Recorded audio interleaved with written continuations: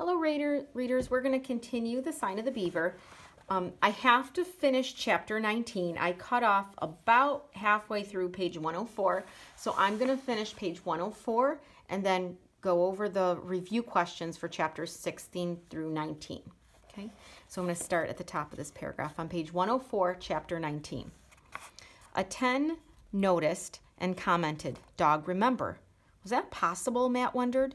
Could a dog caught in a trap, even though he snapped out of pain and fear, sense that someone was trying to help him? Could a dog remember that terrible ordeal at all?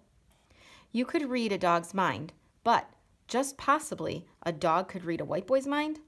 Very slowly, Matt reached down and laid his hand on the dog's back. The dog did not stir or growl. Gently, Matt scratched behind the ragged ear. Gradually, against the bottom of the canoe, the thin tail began to thump in a connected rhythm. At the opposite bank, a 10 watched Matt climb out of the canoe, but he did not follow. Apparently, this was far as he intended to go. As Matt hesitated, he lifted his hand. It occurred to Matt that this might be a compliment.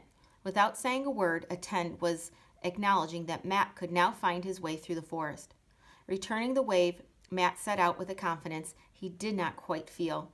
It was growing dark. He would have to walk fast, or he would not be able to mark the sign along the trail. He was very tired. The bump on his forehead was throbbing. He was sore from head to toe, and his eye was almost swollen shut. But to his surprise, the deep inside, he felt content. Was it because the 10's dog had finally trusted him? No, more than that had changed. He had passed some sort of test, not by any means with flying colors. He had plenty of bruises to remind him of that, but at least he had not disgraced a 10.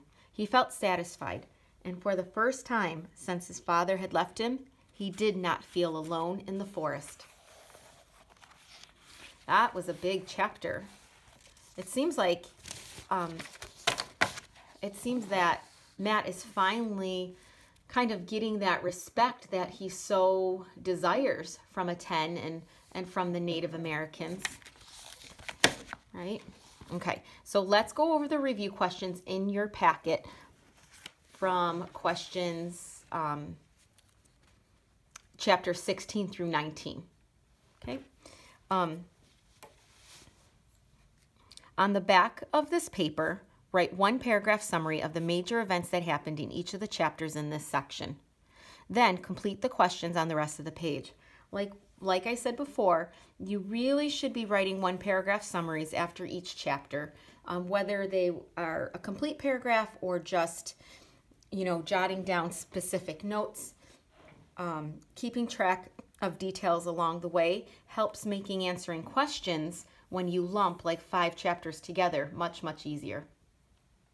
Question 2. Explain some of the things that could have happened to Matt's father to delay his journey. Okay? So again, we want to work on this claim, evidence, evidence structure. Okay? The claim being a statement,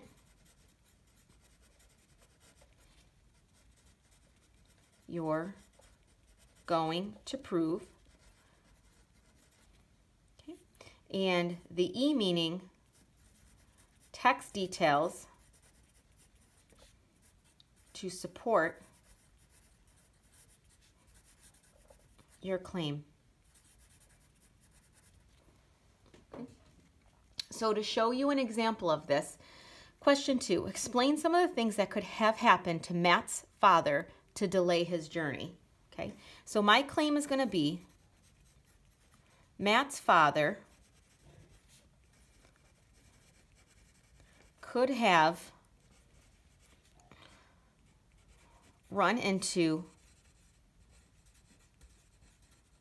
dangerous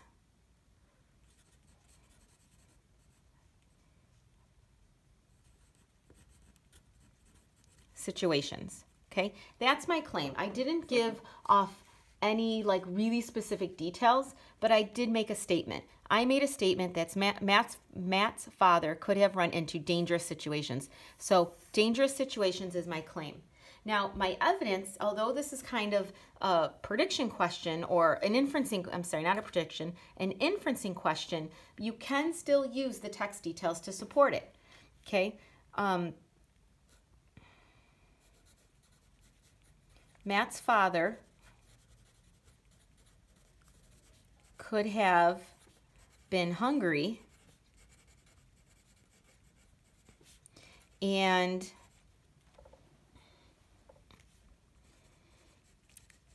could not set traps carefully enough. Okay, do you guys know where I got that piece of evidence from?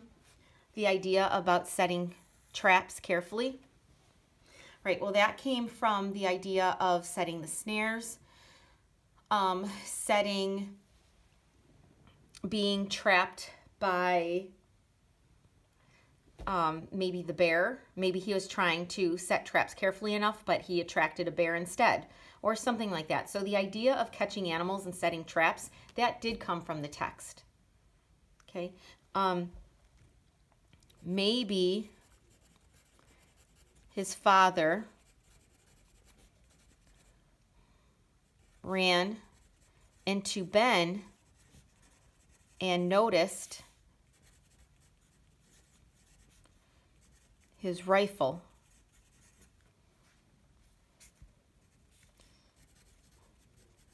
Maybe they fought over it and his dad got hurt. Okay, so that's an example of a claim, evidence, evidence. I'm making a claim. Matt's father could have run into dangerous situations.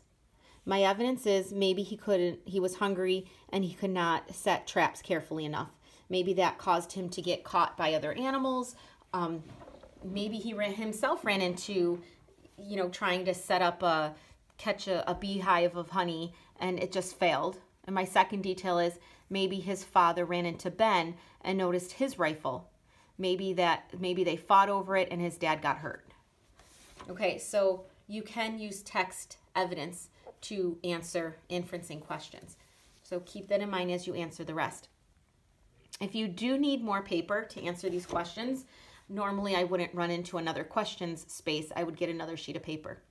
Okay, question 3. Describe the Native American celebration honoring Aten's bear kill. Question 4. Explain the difference in the attitudes of Aten's grandfather and grandmother toward white men.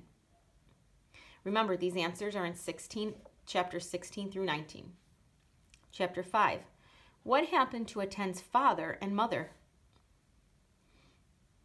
Question 6. Characterize Aten's grandmother in one well-written sentence. We've seen this before in the other practice. You want to use, if you want one well-written sentence, you want to have quality word choice. Use the most powerful words that give across the most imagery, okay, the most sensory words. And then characterize, we're talking about character trait. And don't forget, we're focusing on the grandmother. Characterize Marie in one well-written sentence. Again, quality word choice, and we're talking about CT, character traits. Question 8. Why did Aten's grandmother and Aten's dog change their minds about Matt? So this question is almost talking about a character trait of Matt. What did Matt do? So think, F-A-S-T. You've heard me talk about it 2 or 3 times in this video series so far. What is it that Matt did that changed the attitude of Aten's grandmother and Aten's dog? And question 9, explain why Matt no longer feels alone in the forest. That's a pretty big statement. No longer alone. He does not have his family with him, so how could he possibly not feel alone anymore? Explain that.